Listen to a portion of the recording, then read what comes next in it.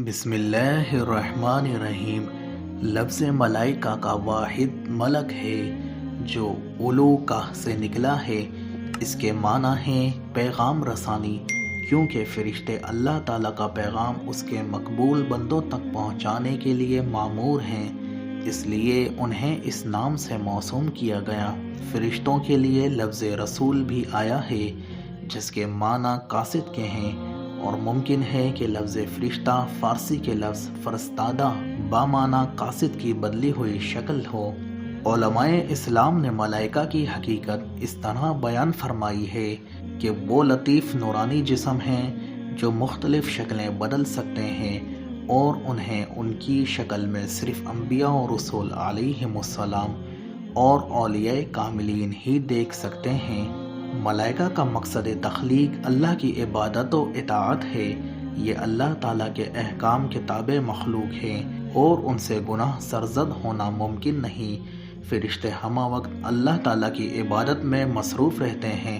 فرشتوں کے اس مقصد کا ذکر قرآن میں متعدد بار کیا گیا ہے، چنانچہ ارشاد ہوتا ہے، اور وہ تسبیح بیان کرتے ہیں اور اس کے آگے سجدہ کرتے ہیں۔ فرشتے چونکہ غیر مادی مخلوق ہیں، اس لیے مادی تقاضوں سے پاک ہیں، ان میں مادی خواہشات بالکل نہیں ہوتی، اور یہ گناہوں سے بالکل پاک اور معصوم ہوتے ہیں۔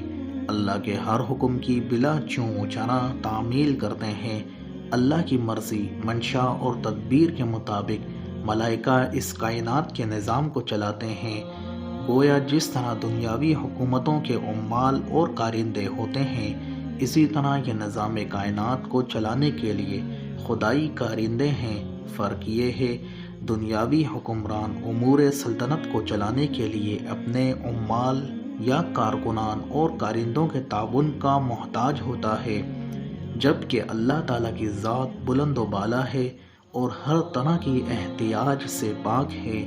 وہ فرشتوں کے تعاون کا محتاج نہیں، بلکہ یہ محض سنت الہیہ اور قانون قدرت ہے، ارشاد خداوندی ہے، اور انہیں جس بات کا اللہ حکم دیتا ہے اس میں وہ نافرمانی نہیں کرتے، اور وہ وہی کام کرتے ہیں جس کا انہیں حکم دیا جاتا ہے۔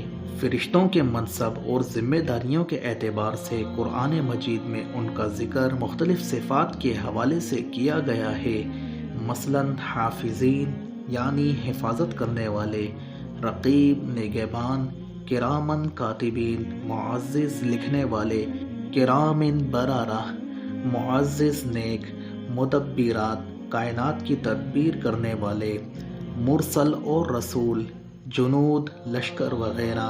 فرشتوں کی کثرت کا ذکر تو قرآن و حدیث میں آیا ہے، لیکن ان کی صحیح تعداد کا تعین قرآن و حدیث میں نہیں آیا۔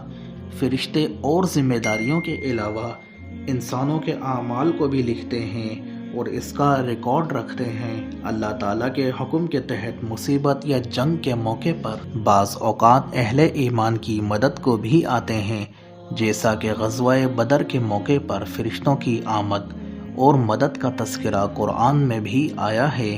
بعض فرشتے رحمت کے ہوتے ہیں، بعض عذاب کے۔ 4 ملائکہ تمام فرشتوں میں نمایاں ہیں۔ نمبر 1، حضرت جبریل علیہ السلام، جو تمام فرشتوں کے سردار ہیں اور انبیاء کرام علیہم السلام کے لیے اللہ کی جانب سے وحی لانے کا اہم ترین فریضہ انجام دیتے رہے ہیں۔ نمبر 2، حضرت عزرائیل علیہ السلام، جو تمام جانداروں کی روح قبض کرنے پر مامور ہیں۔ ممکن ہے کہ اللہ تعالیٰ کی دی ہوئی قدرت سے وہ تنہا یہ فریضہ انجام دیتے ہوں، اور یہ بھی ممکن ہے کہ ان کے ماتحت معاون فرشتوں کی کثیر جماعت ہو۔ نمبر 3، حضرت میکائیل علیہ السلام، جو بارش برسانے اور جانداروں کو رزق پہنچانے پر مامور ہیں۔ نمبر 4، حضرت اسرافیل علیہ السلام، جو اس دنیا کے فنا ہونے اور قیامت قائم ہونے کے وقت سور پھونکیں گے۔ فرشتے اپنی اصل نورانی شکل بھی رکھتے ہیں، جیسا کہ بعض احادیث میں آیا ہے کہ حضور انور صلی اللہ علیہ وسلم نے حضرت جبریل علیہ السلام کو اپنی اصل شکل میں دیکھا اور مختلف شکلیں اختیار کرنے کی قدرت بھی رکھتے تھے، جیسا کہ احادیث میں آتا ہے کہ حضرت جبرائیل علیہ السلام بعض اوقات صحابی رسول حضرت دحیہ کلبی رضی اللہ تعالی عنہ کی شکل میں آتے تھے۔ قرآن و حدیث میں جہاں جہاں ایمانیات و عقائد کا مفصل ذکر آیا ہے وہاں ملائکہ کا بھی ذکر آیا ہے، اس لیے ملائکہ پر ایمان لانا ضروری ہے، اور جو شخص ملائکہ کے وجود کا انکار کرے وہ کافر ہے۔ بعض دیگر مذاہب میں بھی کسی نہ کسی طرح ملائکہ کے وجود کو تسلیم کیا گیا ہے۔ قرآن نے بتایا کہ مشرکین مکہ ملائکہ کو اللہ تعالیٰ کی بیٹیاں قرار دیتے تھے۔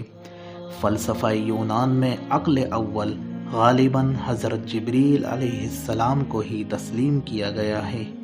بعض مادہ پرست ملائکہ کے وجود کا انکار کرتے ہیں اور اس کے لیے طرح طرح کے اعتراضات اور تعویلیں کرتے ہیں، لیکن حق اور سچ بات یہ ہے کہ ہر آنکھ میں یہ قوت نہیں کہ وہ اس نوری مخلوق کا بچشمہ خود مشاہدہ کر سکے، اور مسلمہ اصول ہے کہ عدم علم عدم وجود کی دلیل نہیں ہوتا۔